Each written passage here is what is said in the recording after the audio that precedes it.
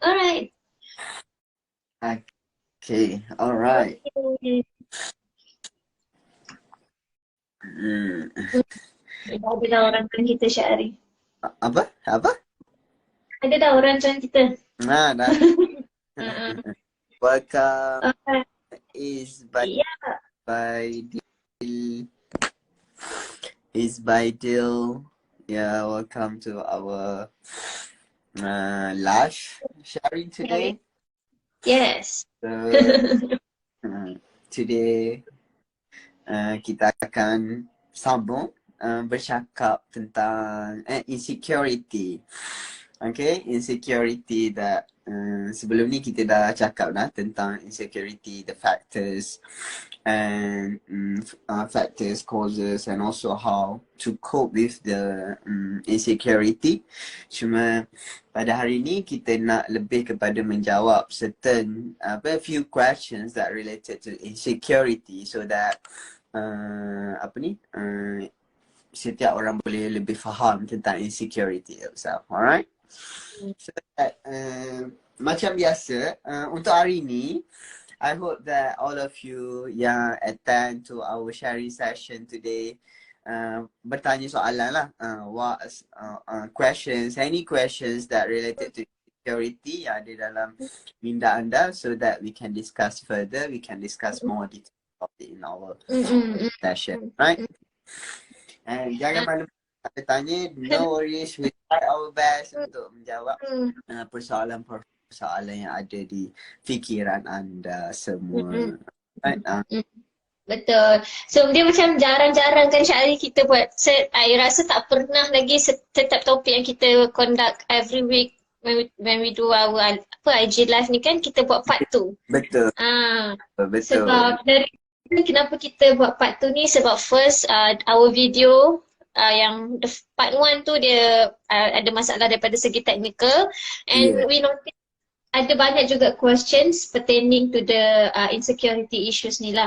Sebab insecurity ni quite famous juga kan. It's a quite famous issues dah dalam kalangan kita semua. Agak kenapa insecurity ni tajuk yang famous Syahri? Tak tahulah. Saya cakap mungkin disebut many factors actually what makes the questions. Sebab banyak reason kenapa yalah macam everybody has insecurity in themselves. So that sebab setiap orang mempunyai insecurity itu sendiri so that mungkinlah kot dia menjadi satu topik yang interesting to discuss. Alright. Okay. Alright, so yeah, betul. Insecurity ni kalau kita tengok it's a common thing that happen and benda ni when we talk about insecurity ni dia boleh lead pada kita untuk develop anxiety ataupun boleh develop depression. That's a common issues lah about insecurity ni dan when we talk about insecurity ni semua orang ada insecurity sama ada insecurity daripada insecurity dalam perhubungan, insecurity tentang diri sendiri, insecurity tentang kerja, apa yang kita dah bincang masa part 1.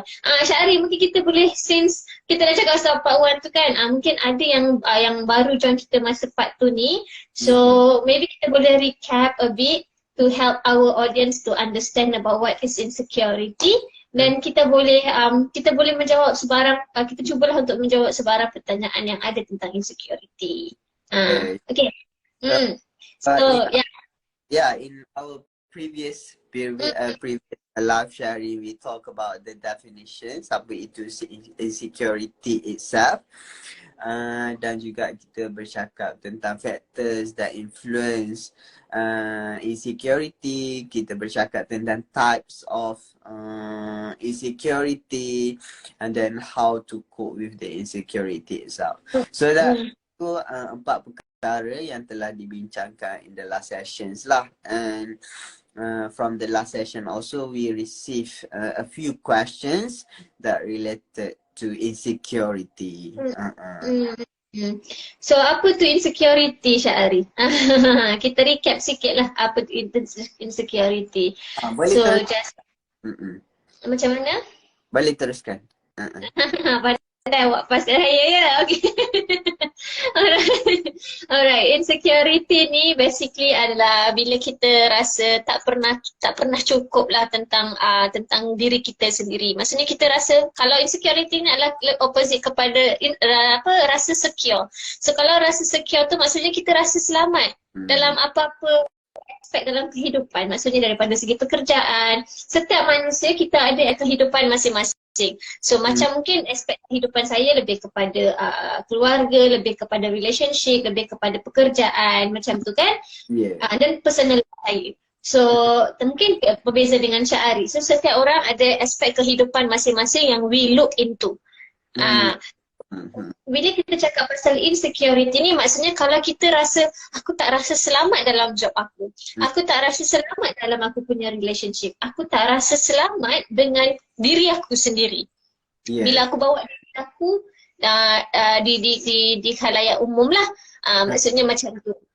So maksudnya dia adalah opposite kepada secure. Kalau you rasa selamat dalam kerja, you rasa confidence dengan kerja you, lepas tu you rasa selamat dalam perhubungan you rasa selamat bawa diri you sendiri. Selamat ni bukannya bermaksud macam ada orang nak kejar you ke, ada orang nak membahayakan you ke, tidak. Tapi ini adalah perasaan you sendiri yang rasa you selamat ataupun tidak selamat. Feel safe. Mungkin Syahri? Rasa safe tentang rasa safe, rasa secure lah. Secure lah. Terancam lah. Rasa tidak terancam. Tapi tidak terancam ni bukan macam saya cakap tadi lah, rasa macam ada orang nak kejar je. Bukan macam tu.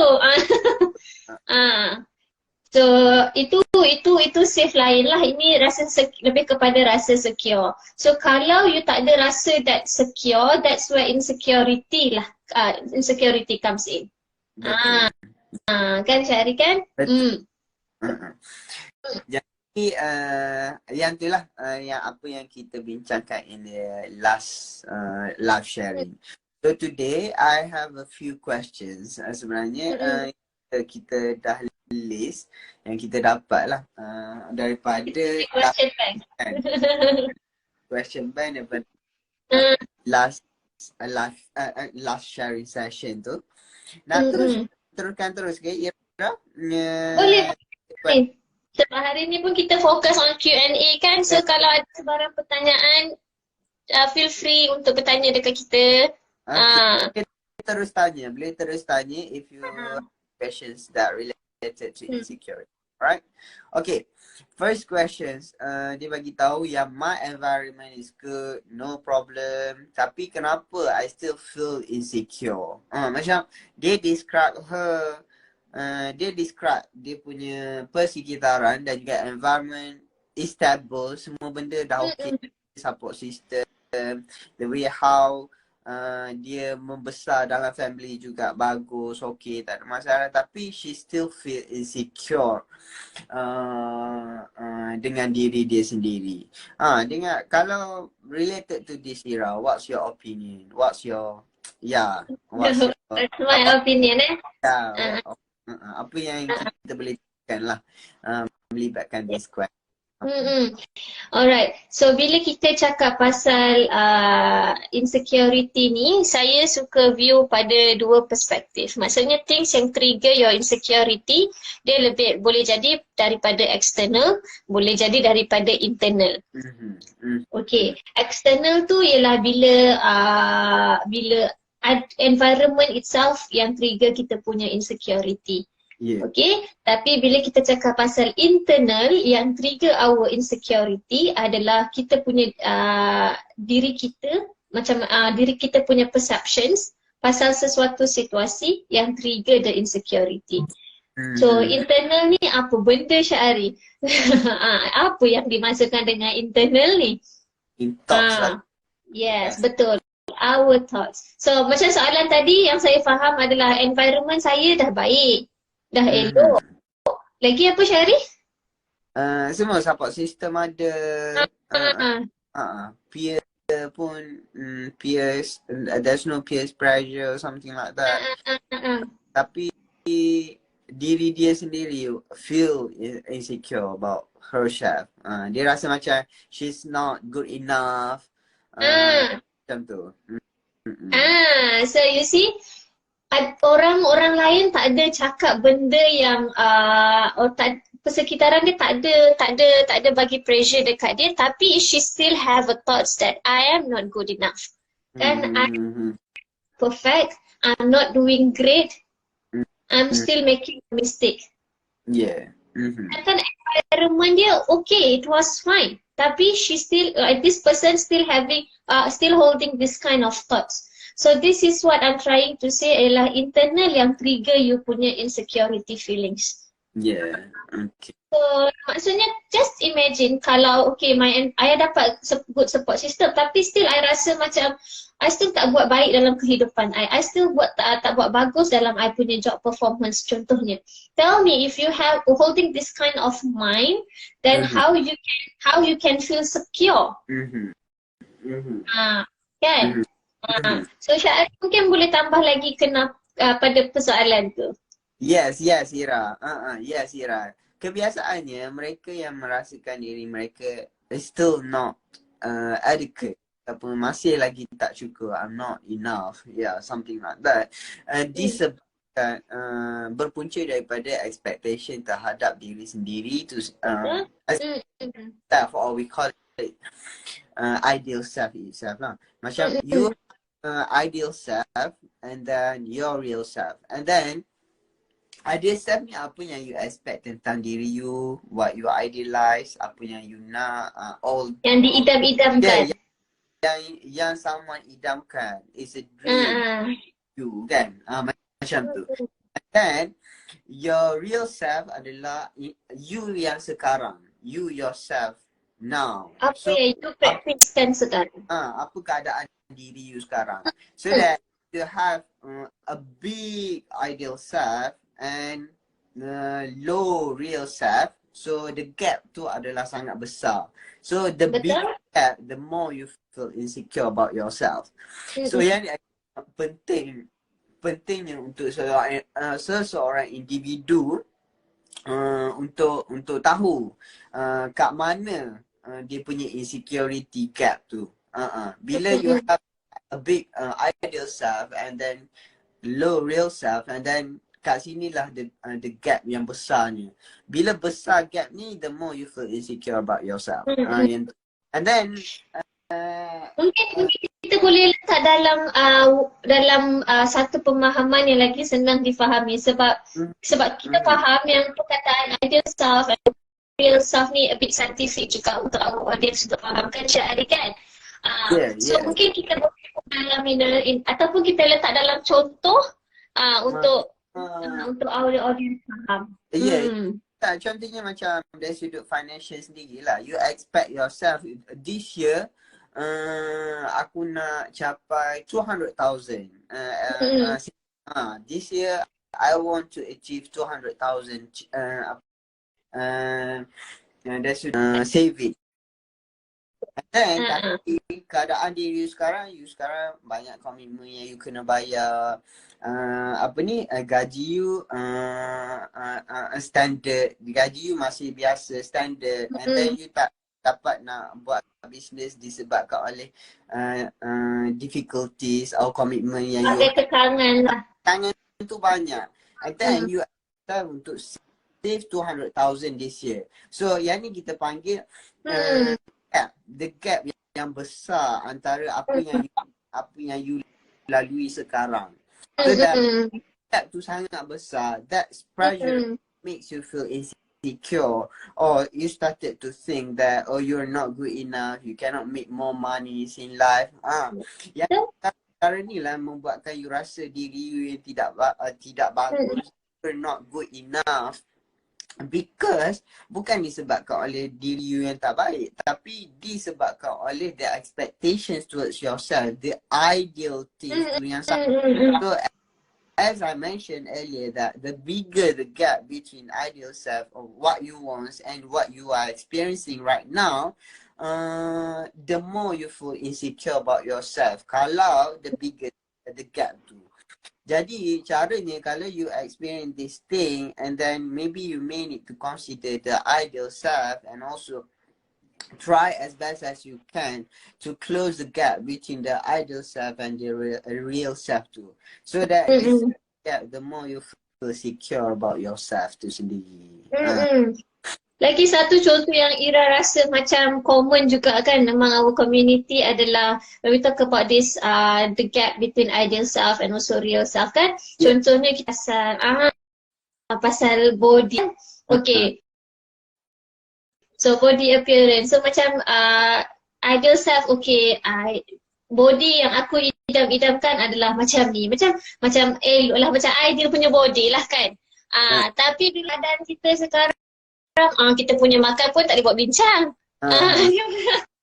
Dia macam, dia nak kurus. Tapi dia, bila tengok cara makan tu, apa orang panggil tu, portion makanan kita tu, our current practice tu different dengan macam mana kita nak capai kita punya expectations to be the ideal self expected, apa yang ideal self yang kita expect tu.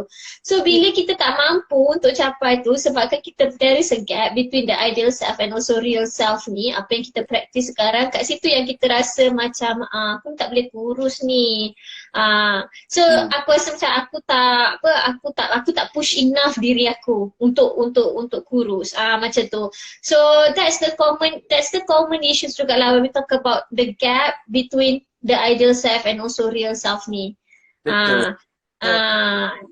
Macam as we discussed earlier that the big gap between the ideal self and real self, the more you feel insecure about yourself. So that the way how to deal with these issues, one of it adalah dengan close the gap between these two things. Betul. Bukan the ideal self ataupun you naikkan you punya real self. Macam tu lah. Tapi hanya benda yang senang untuk dibuat. Tapi yang ni yang they need to address, understand very macam details about yourself tu sendiri. Sebab one of the things yang macam kita discuss in our last sharing session, antara perkara yang mengganggu ataupun that influence your insecurity adalah self-awareness. So by increasing your self-awareness will close the gap between the ideal self and the real self. Jadi ni antara cara lah yang you boleh do. And kalau you experience the similar situation with this person lah. Alright. And satu lagi yang Ira suka bercakap adalah when we talk about expectations ni kan kita, apa yang our ideal self ni, try to keep our expectations tu not too unrealistic. Maksudnya expectations ni, it's good to have expectations and semua orang deserve untuk ada expectations tentang diri masing-masing sebab kita perlukan this expectations sebab benda yang boleh motivate kita. Otherwise kita akan duduk dalam our comfort zone. Tapi when we look at our expectations, try to see sama ada expectations yang kita letak pada diri kita ni realistik ke tidak untuk kita capai. So bila kita dapat measure kita punya expectations ni, whether it's realistic or unrealistic, benda tu pun boleh membantu kita daripada segi to overcome this insecurity feelings. Kan? Maksudnya realistic expectation also influence insecurity lah. Di mana kalau very high expectations to yourself,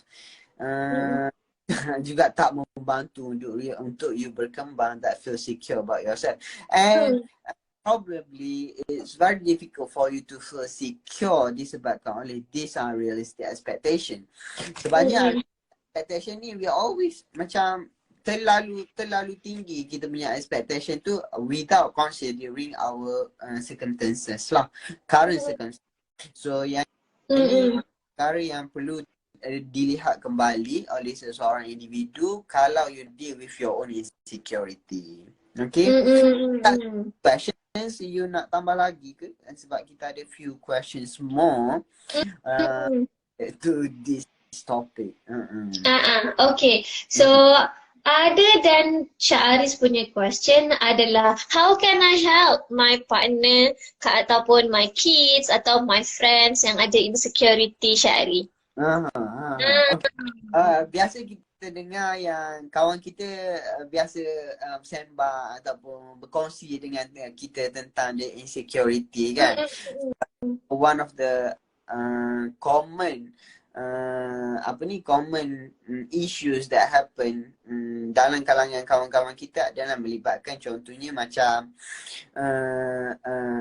melibatkan dalam relationship tu sendiri kan. So that ataupun kalau you dalam you with your partner and then you as a partner untuk membantu, kalau you mendengar your partner telling you tentang insecurity ni, macam mana you nak bantu adalah yang pertama adalah by practicing empathy ataupun listening skill dulu. Yang pertama adalah you kena dengar dulu apa yang diberitahu oleh your partner tu sendiri. Kalau you tak dengar, memanglah dia tak membantu your partner untuk dia improve dia punya feeling of secure tu. So listening skill is needed. Apa yang you dengar? Apa dia yang macam dia macam Ira suka when you say that when we talk about listening ni kan, sebab listening tu sendiri, the act of listening, the job of listening tu saja dah boleh buat seseorang untuk rasa secure at the first place. Belum lagi you tunjuk other thing, tapi bila you mendengar sahaja, cukup you tunjuk yang okay, I bagi telinga you untuk you dengar, itu dah buat our partner tu rasa secure already. Sebab remember, the opposites of insecurity is secure.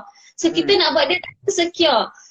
So bagi telinga, telinga, itu dah buatkan partner kita rasa secure. Itu yang kita dengar. Dengar ni apa dia? Apa yang you nak dengar? Dengar tentang emosi dan juga fikiran dia. Nah, dua benda ni yang you kena dengar tentang yang partner.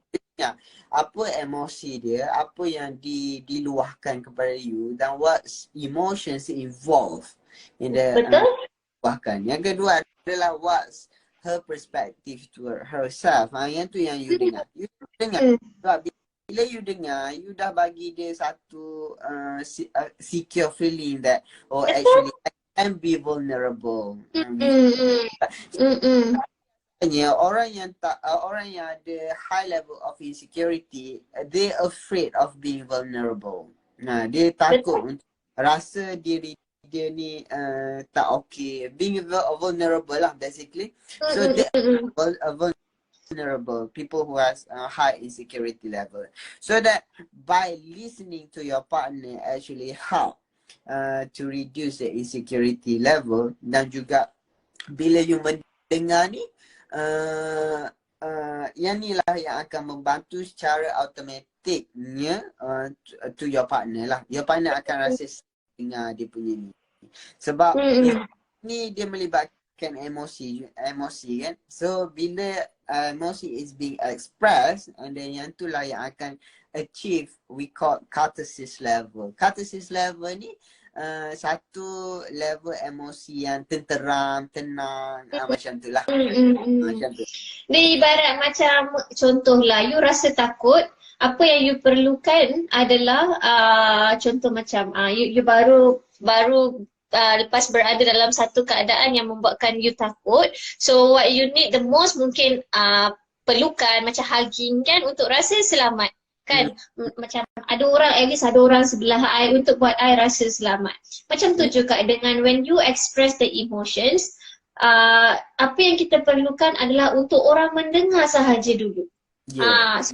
So bila kita dapat tunjuk the act of active listening, bukan it's not only listening sahajalah, it is an active listening. Tapi we are not gonna talk about banyak sangat tentang active listening ni. Kita boleh bagi sharing a bit lah about the active listening ni apa kan Jari kan. Tapi not go into detail. Tapi what we're trying to emphasize here adalah being an active listening boleh buat someone untuk rasa secure at the first place. So emosi, just imagine kalau dia bagi tahu you yang dia sedih, tapi by the time you akan cakap, itulah abang dah cakap dah, jangan macam ni, jangan buat macam tu. Belum habis lagi bini awak tu cakap, awak dah cakap macam tu dengan dia dulu. Don't feel that dia hurt lah. Ah, Dengari oleh betul. your partner tu lah. Ah, Dia tidak macam ramai orang bila kita express our emotion, our thoughts, dia akan okay, you tak boleh macam ni, you tak boleh rasa macam ni, betul. macam tu, macam tu lah. So you cut terus dia punya expression tu kan. Bila cut akan jadi dia tak membantu lah untuk individu tu understand themselves. Sebabnya to understand our own feeling, bila kita express dan kita explore our own feeling ni, to explore your feeling, you kena express. And then bila you express, you sebenarnya you dapat understanding. You will get some insight from the expression itself. Tapi kalau the expression is being cut macam tu oleh your partner, that's not helpful lah. That's for the person. And even when you able to explore your emotions, when you able to express your emotion, it is part of achievement sebenarnya. Yeah. Achievement yang you dapat, sebab it's not easy you bagi tahu diri you apa yang you sedang rasa, perasaan you. Untuk you explore and express your emotions. Tapi bila you dah berjaya buat, dan tiba-tiba someone cut you off, dia macam anak bawa balik, mak dapat trofi dan mak kata macam, lah trofi ni je nombor 3 je. Itu dia kena rasa macam, baik tak payah bawa balik macam tu. Contohnya lah. Sebab mak dia dia dapat nombor 1 kononnya. Macam tu. So yes, that's where insecurity comes in. Betul. Macam budak kan, budak study and then and then the result dapat A minus, happy lah. Happy and mak dapat A minus. Lepas tu mak A minus je, tak A. Yang ni berkaitan the first question. Tak? Berkaitan question tadi, you would feel not enough kalaunya the expectation or the ideal self is big. Macam tu. Yeah, betul. And when you try to become an active listener juga, yes, we know that kita akan pegang certain expectations tentang situasi yang partner kita tengah struggle tu, tapi let's put aside on any expectations yang kita ada. Being a good listener dulu, being an active listener dulu to our partner. Yeah, betul. So, yeah. Dengan mendengar tu sendiri, dia boleh membantu banyak benda lah. Yang pertama adalah security of your partner. Yang kedua adalah emotional release your partner emotional release lah. So bila berlakunya dua ni, banyaklah benda yang akan improve terhadap diri seseorang tu sendiri. And ada following question. Dia bukan tanya soalan tu je. Dia tanya second question yang, how can I help my partner understand of my insecurity? Tadi macam kisah kan, dia partner tu macam bantu dia. How can I help my partner understand about my insecurity? Maksudnya kira macam soalan tadi adalah how can I help my partner with how can I help my partner with insecurity? Now ialah how can I how can I pula buat my partner untuk faham about my insecurity? Alright. Okay. So when we talk about how can I make my partner understand my insecurity? Okay. Satu benda yang Ira suka sentuh dekat sini adalah, if we look at in this situation kan Syahri, it's about two people. Two people yang berbeza body, yang berbeza mind, yang berbeza pendapat, yang berbeza pikiran, yang berbeza emosi. Okay? So bear in mind on that thing. Apa tu Syahri? Berbeza semua benda lah. Berbeza semua benda.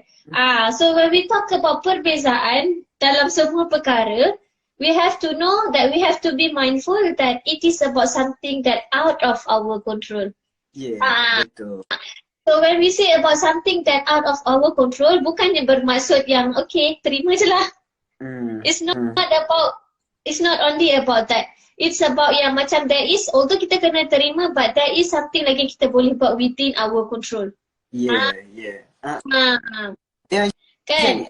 Ya, betul. Yang pertama adalah dia melibatkan soalan dia melibatkan how can I help my partner understand about my security so that you want people understand you. Basically macam itulah.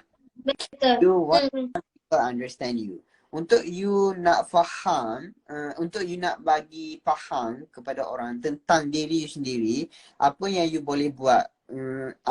Yang pertama adalah yang tadilah yang Ira kongsikan related to psychology, that we cannot make people actually fully understand about our situation. Yes, betul. Dia pun ada dia punya pemahaman, values, Betul. etc. lah. From our part, apa yang kita boleh buat adalah menggunakan true communication itself. We may need communication.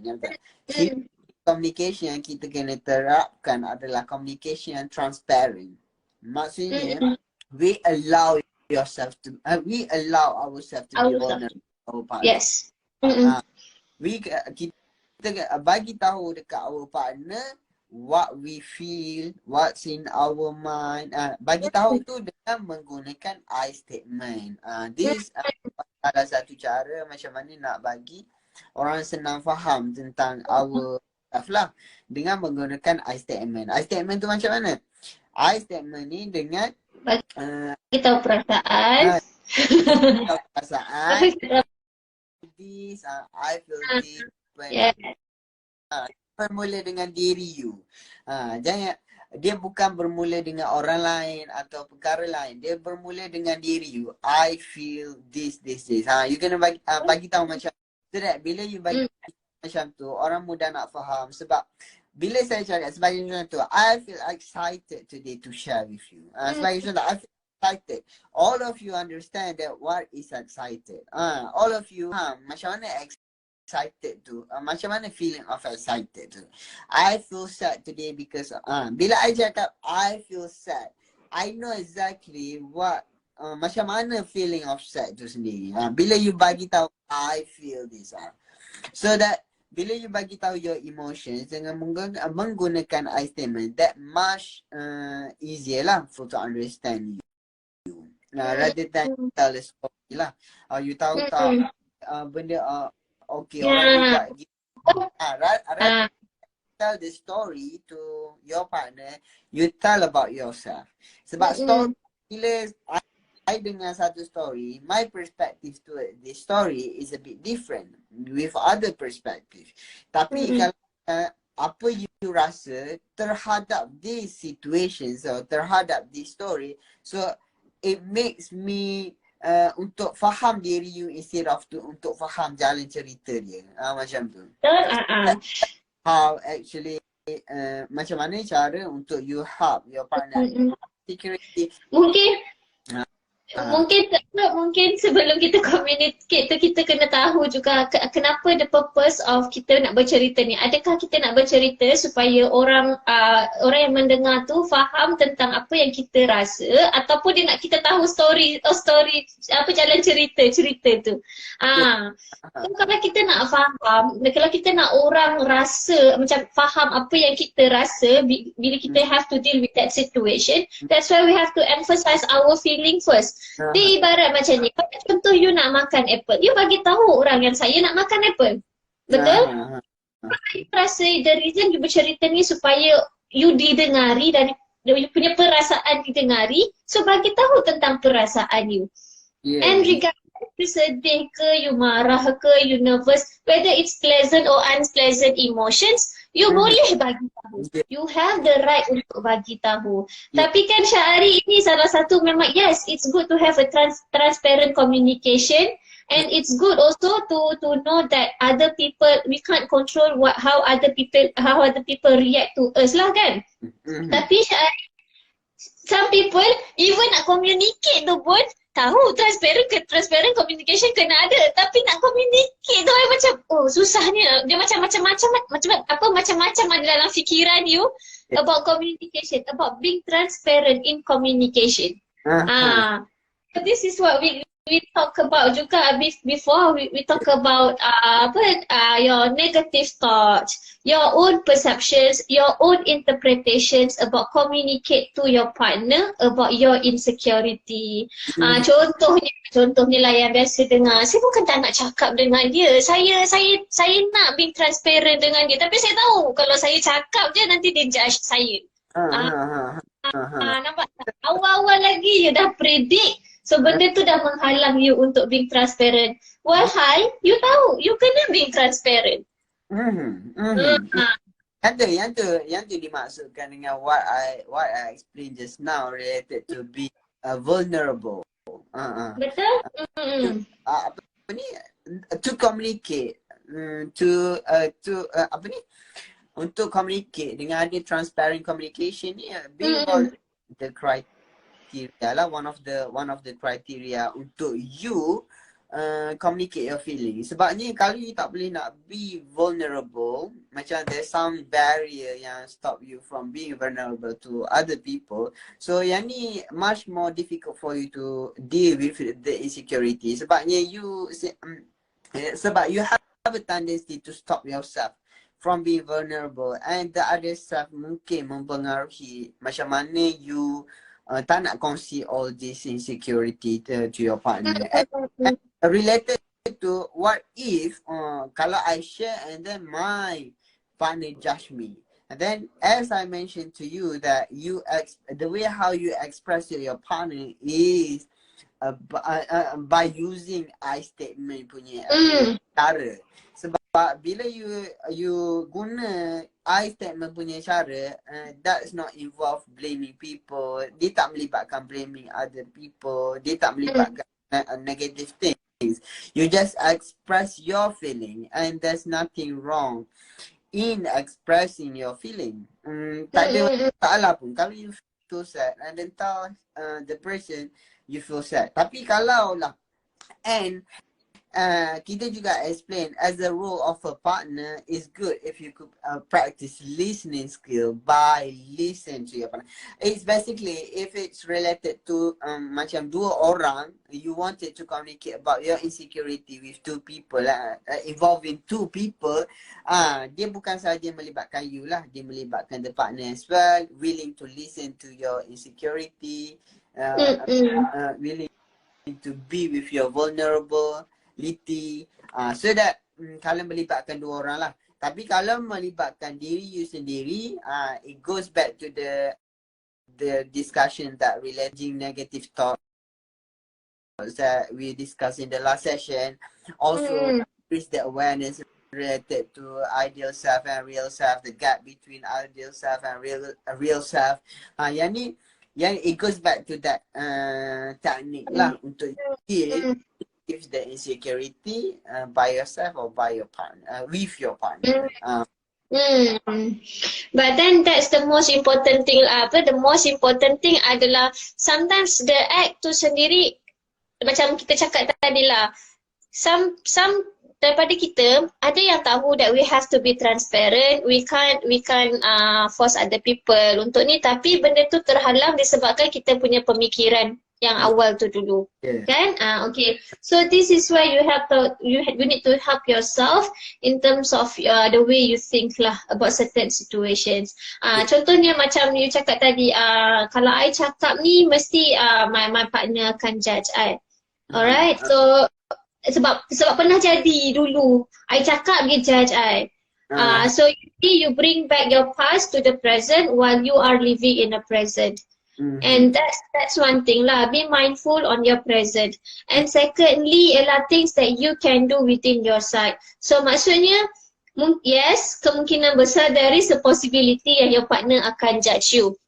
Because we have to be mindful as well. The people that we are dealing with adalah totally orang lain, totally people yang different dengan kita.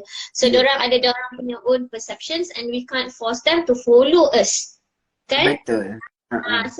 pun ada diri diorang sendiri. So this is where yang apa yang I nak cakap, I dah lupa dah. Okay. So this is where yang kita kena tahulah yang kita tak boleh nak paksa diorang untuk follow our cara. So apa yang kita boleh buat adalah okay, kita cuba communicate dengan diorang. Okay, kita cuba. Kita bagi tahu, kita guna I statement, kita guna I message, bagi tahu tentang perasaan kita bila berada dalam tentang situasi yang kita tengah struggle tu. But if diorang still nak judge atau diorang still can't accept, so it's fine. Alright, it's fine. Sebab memang totally we can't force that. Tapi kalau kita nak paksa juga diri diorang, then itu yang buat kita lagi rasa sakit, lagi rasa insecure. Yeah, betul. So at least you have tried untuk communicate dengan diorang. Yeah. Dengan diorang. Yeah, it goes back to what I have explained before. Kena make clear of kenapa you nak tentang this thing kepada so that if you have a clear understanding why you may need to help your partner understand about the insecurity, itu sangat penting lah. Sebabnya if you have a clear idea of of what reason you need to tell your partner about this insecurity, and then it helps you to deal with your own emotions tu sendiri. And then it's also hard you to explain well to your partner related to the insecurity, sebab you have a clear understanding of what's the reason why you need to tell your partner about it. Okay? Macam itulah berkait dengan what if the partner judge you tu, yang pertama adalah circle of control, that you cannot control your partner, but at the same time you may help your partner understand by using I statement. And then it's related to another question, which is it important to know where your insecurity comes from? Macam tu. Dia ada questions yang bertanya tentang is it important to know where my insecurity root from or comes from? Yang ni berkait lagi lah. Yes, it's important lah. Kalau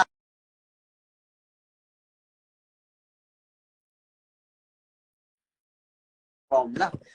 Sebab insecurity ni semua orang ada, dan kalau dia tak tinggi, mungkin dia tak menjejaskan you punya daily functioning, tak menjejaskan you punya kehidupan.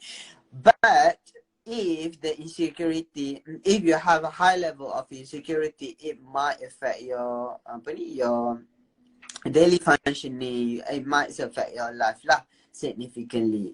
So disebabkan oleh consequences of the high level of insecurity itself, it's important for you to know where it comes from lah, dari mana datangnya, developnya insecurity, macam tu.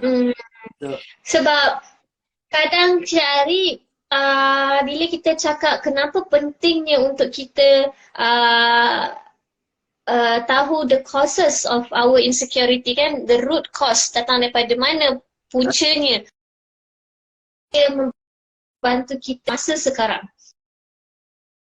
Okay, maksudnya apa yang saya cuba sampaikan adalah insecurity ni dia boleh datang sekarang, maksudnya the situations right now at the moment yang buatkan you rasa insecure.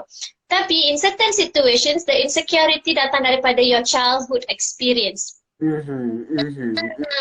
So, maksudnya kenapa you boleh insecure macam ni sampai sekarang, sebab mungkin you ada past childhood yang membuatkan you tak boleh nak ada trust pada orang, you tak boleh nak ada trust pada diri sendiri. You sentiasa ragu pada diri sendiri. Contohnya masa kecil asyiklah kena condemn dengan parents, ataulah asyiklah kena condemn dengan sesiapa sahajalah masa kecil. So because of this unfinished business ataupun perasaan yang tak hilang lagi, itu betul-betul membuatkan you develop this insecurity sampai sekarang. So maksudnya salah satu cara untuk bantu diri you in terms of your insecurity is not about locus of control, it's not about challenging the way you think as well. It's about process your unfinished business tentang apa yang parents you dah buat daripada you masa kecil. Sebab tu pentingnya untuk kita tahu root cause tentang daripada mana datangnya kita punya insecurity ni. Macam dia cakap lah, if it's contohnya contoh macam apa ni, process of development ataupun the way how you raised by your parents or the environment yang you membesar tu, selalu condemn, selalu kritik all your decisions, selalu buat you rasa macam you're not enough. Yang ni sangat mempengaruhi sangat mempengaruhi the insecurity. The more you feel, the more you kena condemn masa you kecil, or the more you feel judged when masa you kecil, the more you feel insecure lah. Yang ni. So that by understanding how, macam mana me being always being judged di masa lepas tu, macam mana dia membentuk the insecurity, how is develop the insecurity, how dia menguatkan you punya feeling of insecurity tu sendiri. By understanding the process of development tu sendiri akan membantu diri untuk deal with the insecurity tu sendiri. There are many reasons lah. This is one of the reason. Tapi ada juga reason disebabkan oleh social comparison. Di mana kalau macam kita ada case-case lately, very recently kan. Recently ada sebagai contoh, macam your partner give you a big another partner give you a big hadiah dekat you, and then they post it in the social media, and then you feel insecure with yourself that you cannot be like the person. Yang ni is under the social comparison. So that another reason why someone feel insecure about themselves by comparing themselves with the society ataupun other people lah. Bila you compare yourself with other people, yang tu lah sebenarnya yang boleh menimbulkan or develop the insecurity itu sendiri, as we discuss in our previous sharing, macam tu. So that today by limit your social media social media tu sendiri boleh membantu you reduce of insecurity towards yourself. Tapi itulah limitation, limit your penggunaan social media tu, itu daripada segi behavior. Things yang you buat kan, daripada segi behavior. Tapi kalau ikut zaman sekarang pula, mengikut peredaran zaman, kita perlukan social media sebab kat sinilah kita boleh dapat macam-macam info kan. So dia macam nak limit sangat pun tak boleh sebab aku perlukan social media, atau kerja aku sendiri memerlukan aku menggunakan social media. So macam mana pula aku akan cari. So itulah maksudnya. Itulah yang dimaksudkan pula dengan the way you interpret about what are the things that you saw in the social media. So maksudnya not changing or not limit sahaja, tapi help yourself on things yang you boleh buat daripada diri you sendiri, which is the way you interpret the situations that trigger your insecurity dalam social media. Tentang social media ni. Sebagai contoh, with the social media, you limit as best as you can lah. Yang kedua, by looking at yourself, contohnya macam you tengok, mungkin dia kelebihan individu tersebut macam tu. And then what's your kelebihan? What's your strength? Apa kelebihan yang you ada untuk you about yourself? Macam tu. But knowing your own strength membantu juga diri you untuk reduce the feeling of insecurity tu sendiri. Sebab it's common, aku tak sure, tapi banyak berlaku sekarang kalau melibatkan social media, dan juga banyak comparison berlaku tau Ira. Mungkin penggunaan social media ni dah makin meluas tu cari. So kita ni lagi terdedah pada pada comparison lah, sebab bila kita menggunakan social media ni kan kita dapat melihat macam-macam orang. So bila penggunaan tu dah makin meluas, lagi meluaslah pandangan kita. Yeah. Lagi meluaslah kita punya perceptions. Yeah. So lagi meluaslah kita punya tendency untuk comparing ourselves with other people. So dia macam itulah hipotesis dia, makin meluas makin meluas. Macam tu. Ada juga. Dia macam not just that tau. The social media develop your ideal self. Contohnya macam mana bila you compare yourself, you ada satu standard apa yang you nak dalam kehidupan kan. Tapi kalau you melihat kepada social media portray you with a lot of very macam beautiful things in life. Macam tu kan. So that is develop satu standard dalam kehidupan you, benda yang you nak capai lah. And it becomes your ideal self. Yang ni. So bila you tengok benda-benda yang cantik, benda yang sempurna dalam social media, benda-benda yang bagus, baik, semua benda ni, you have a tendency to create your own ideal self based on the social media that's been positive lah. So that bila you develop without considering your real self, yang ni jadi problem dia. Problem, the gap between ideal self again, the gap between other self and real self tu dia jadi macam besar again. Tapi kalau you develop your ideal self by considering your current self or your real self, yang ni bagus, ada masalah. Sebabnya it is achievable, is measurable, all that things lah. Tapi kalau you your ideal self based on media social, and then without considering yang ni menjadi issue lah. Dia akan of tensions on you lah, basically. Kita dalam bahasa Melayu kita ada perumpamaan macam ni kan Syahri, orang kata apa, berpijak di bumi yang nyata. Macam tu lah. Amboi, jangan lagi perumpamaan dengan hari ni. Berpijak perumpamaan kot saya rasa. Berpijak di bumi yang nyata. Maksudnya that's what we said about before lah, tentang realistic and unrealistic expectations. Tapi memang tak dinafikan lah, penggunaan social media ni memang boleh membentuk kita punya ideal self. And kadang-kadang ideal self tu kadang-kadang boleh jadi yang tidak-tidak je. Kan. Sebab kita sebab penggunaan bebas. Kalau you perasan sekarang, dia macam dia banyak menunjukkan satu kehidupan yang sangat menarik untuk dikejar.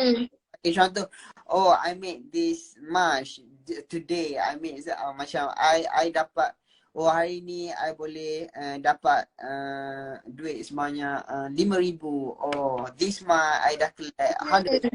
So you see, and then portray all the efforts, then something like this lah.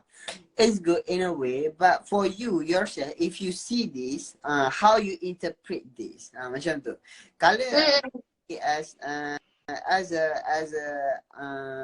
ideal things that you would like to get, ataupun apa yang you nak, you make it as satu goals in life without considering yourself, your circumstances, yang ni jadi issue. Sebab you would feel that you're not good enough. Why I cannot become like them. Kenapa you tak boleh standard that you make for yourself, macam tu.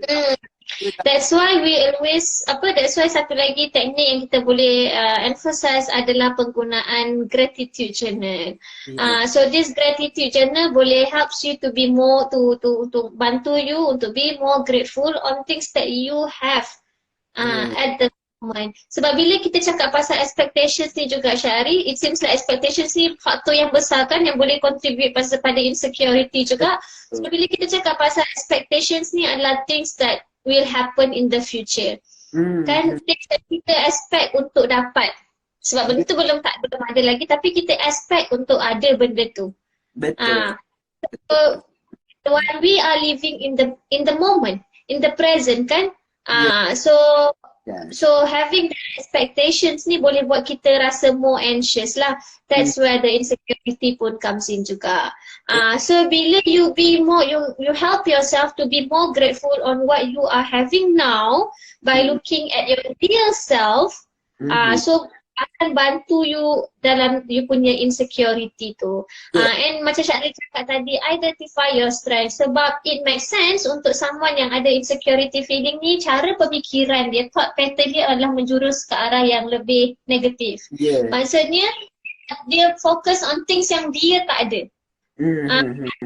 Dia fokus more on dia punya weakness. Dia dismiss dia punya strength, ataupun dia tak identify pun apa dia punya strength.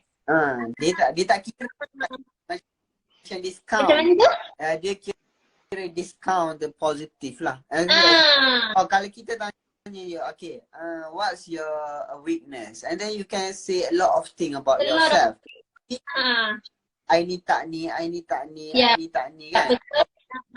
Tapi when we ask you, okay, what's the good things about you? Ataupun what's your strength? Then mungkin you can list one very limited. Sangat sikit. Kan? Some even can't make a list pun, Syahri. Correct. So, tapi dia punya weakness banyak. Betul. Fair to yourself. Is it fair to treat that? Sebabnya you treat yourself dengan you melihat negatif banyak tentang diri you, and then you sangat positif tentang diri you.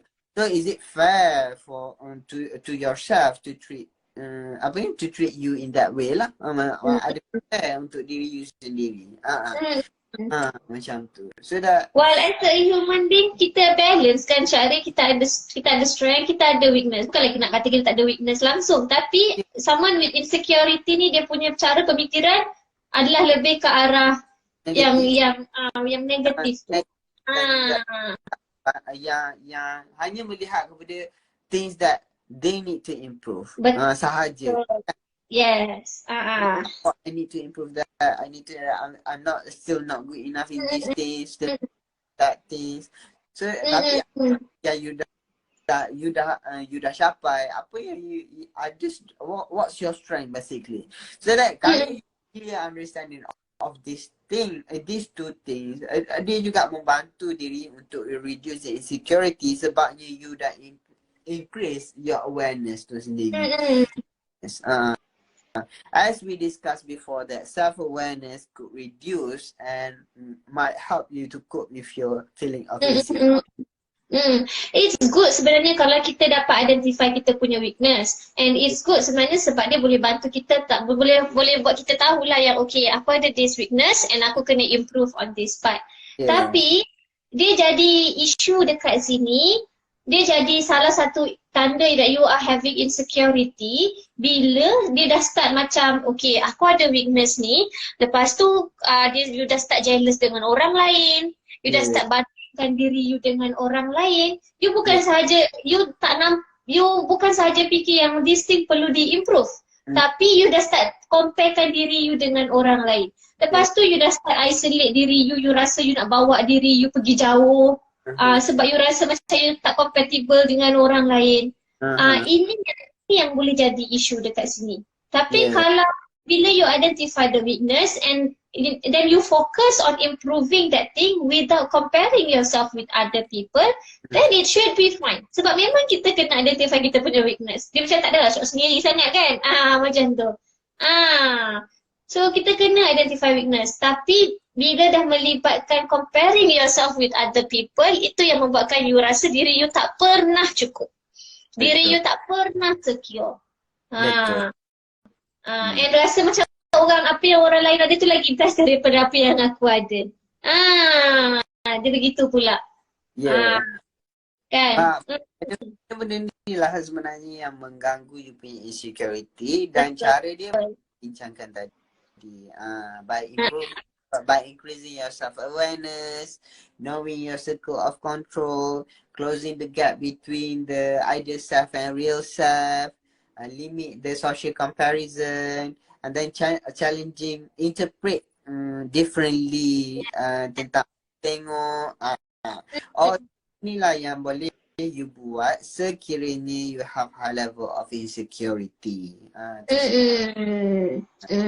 Alright. Okay, since kita pun dah sampai masa Syahri dah pukul 1 dah. Okay. Tak sedar kan dah pukul 1. So I think that live sharing, that's all. Kita jumpa lagi di masa akan datang dengan topik-topik yang menarik untuk dibincangkan pada masa-masa akan datang. Yes. Hope apa yang kita bincangkan hari ini dapatlah membantu serba sedikit untuk our audience learn how to overcome our insecurity feelings. Sebab kita semua ada insecurity. Betul, betul. So hope it helps lah serba sedikit. Yeah, hope that it's all of you in dealing with your insecurity, feeling of insecurity itu sendiri. All from us. Alright. Okay. Semua bye-bye.